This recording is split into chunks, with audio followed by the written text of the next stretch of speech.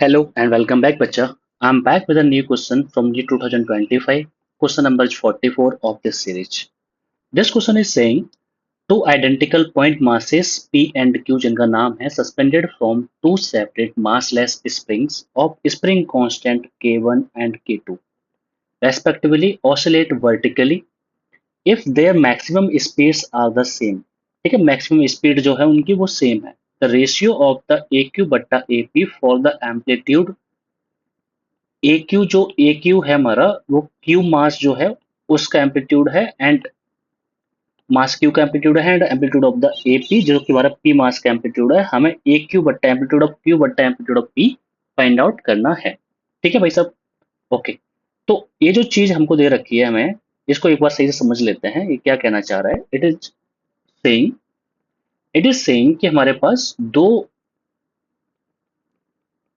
दो pendulum type की चीज है हमारे पास. ठीक है, दो स्प्रिंग कांस्टेंट स्प्रिंग के मास लेस इसमें स्प्रिंग भी अटैच्ड है तो हमारा मतलब क्या है स्प्रिंग मास सिस्टम टाइप की चीज है. ठीक है, कुछ हमारा ये होगी एक स्प्रिंग और हमारा यहाँ से एक मास है ये और दूसरा भी हमारा पेंडुलम टाइप का है जो कि हमारा यहाँ पे उसकी स्प्रिंग हो गई ये और ये यहाँ पे कनेक्टेड है. ठीक है, इसको हमने नाम दे रखा है पी, इसको नाम हमने दे रखा है क्यू. ठीक है, यहाँ जो स्प्रिंग कनेक्टेड है इसका स्प्रिंग कांस्टेंट है K1, यहाँ पे जो स्प्रिंग कनेक्टेड है इसका स्प्रिंग कांस्टेंट है K2.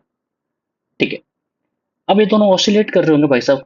ये यहाँ पे ऑसिलेट कर रहा होगा इस अकॉर्डिंग और ये इस वाले तरह से हमारा यहाँ पे ऑसिलेट कर रहा होगा. ये इसकी होगी मीन पोजीशन. ये क्या है हमारी मीन पोजीशन है. ठीक है, यहाँ से जो यहाँ तक की एक साइड की जो लेंथ है हमारी ये इसका पूरा जो मैक्सिमम डिस्प्लेसमेंट है या मैक्सिमम ऑसिलेशन जो हो रहा है हमारा वो एम्पलीट्यूड को रिप्रेजेंट कर देगा. ठीक है. ओके, हमको दे रखा है मैक्सिमम स्पीड जो है इनकी वो सेम दे रखी है. ठीक है, हमको एक बात पता होनी चाहिए जो इनकी स्पीड होती है जो इनकी स्पीड होती है वो किस तरह एस एच एम की स्पीड क्या होती है V equals to plus minus omega under root में A square minus X square से डिफाइन करता है. ठीक है. ओके, तो यहाँ पे एक चीज आपको समझ में आनी चाहिए बच्चा कि जहां हमारी मेन पोजीशन है वहां पे क्या हमारा जीरो होता है वहां पे एक्स इक्वल टू जीरो हम लोग लेते हैं. अदरवाइज हम लोग एक्स इक्वल टू प्लस से और माइनस से लेंगे बाकी जगह पे. ठीक है, यहाँ पे भी एक्स इक्वल टू जीरो होगा. यहाँ से इधर की तरफ आओगे तो एक्स इक्वल टू माइनस है. यहाँ से ऊपर जब जाओगे तो एक्स इक्वल टू प्लस की तरफ रीच करोगे. ठीक है, हमारी जो मैक्सिमम स्पीड आती है मैक्सिमम स्पीड वहीं पे आती है जहां हमारी काइनेटिक एनर्जी मैक्सिमम होती है. ठीक है, तो काइनेटिक एनर्जी मैक्सिमम कहाँ पे होगी वो होती है हमारी मेन पोजीशन के पास में. तो हमारी जो वेलोसिटी मैक्सिमम होगी वी मैक्स हमको कहाँ मिलेगा एक्स इक्वल्स टू एम्पलीट्यूड के बराबर पे मिलेगा. ठीक है, तो इसमें मैं अगर X equals to A put करता हूँ तो यहाँ से जो वी है उसकी वैल्यू प्लस माइनस जैसे इसको ए पुट करोगे यहाँ पे तो ये क्या बन जाएगा हमारा X equals to A sorry A put करोगे तो वेलोसिटी जीरो हो जाएगी. जब X equals to zero put करोगे क्या पुट करोगे X equals to zero put करोगे तो हमारा X equal to zero maximum आएगी हमारी. जैसे जीरो पुट करोगे यहाँ पे तो ये प्लस माइनस ए ओमेगा में कन्वर्ट हो जाएगी इसकी स्पीड. ठीक है, प्लस माइनस ए ओमेगा में कन्वर्ट हो जाएगी इसकी स्पीड. ठीक है, बढ़िया बात है. यहाँ से एक चीज आपको समझ में आनी चाहिए जो ए है वो एम्पलीट्यूड है ओमेगा बाकी हमारी उसकी एंगुलर फ्रीक्वेंसी है. ठीक है, यहाँ से बढ़ते हैं तो इसका जो मैक्सिमम स्पीड है दोनों की सेम है. ठीक है, तो V P velocity of P maximum वाली this should be equal to velocity of Q ये भी मैक्सिमम वाली. तो इसकी मैक्सिमम स्पीड कितनी हो जाएगी A P amplitude of P into frequency angular frequency of P. ठीक है, पी इसको भी डिफाइन कर दिया हमने.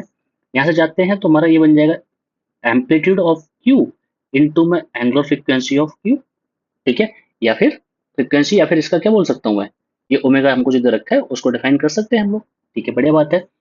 यहाँ से हम लोग एक चीज निकाल सकते हैं मुझे निकालना क्या है ए क्यू बट्टा ए पी. तो उस पर चलते हैं हम लोग एम्पलीट्यूड ऑफ क्यू बट्टा एम्पलीट्यूड ऑफ पी पे चलते हैं भाई साहब. तो एम्पलीट्यूड ऑफ क्यू बट्टा एम्पलीट्यूड ऑफ पी होने की वजह से यहाँ पे बन जाएगा ओमेगा ऑफ पी बट्टा omega of Q. We know omega equal to क्या होता है omega equal to K by M होता है. ओमेगा इक्वल टू क्या होता है हमारा ओमेगा इक्वल टू होता है हमारा के बाई एम.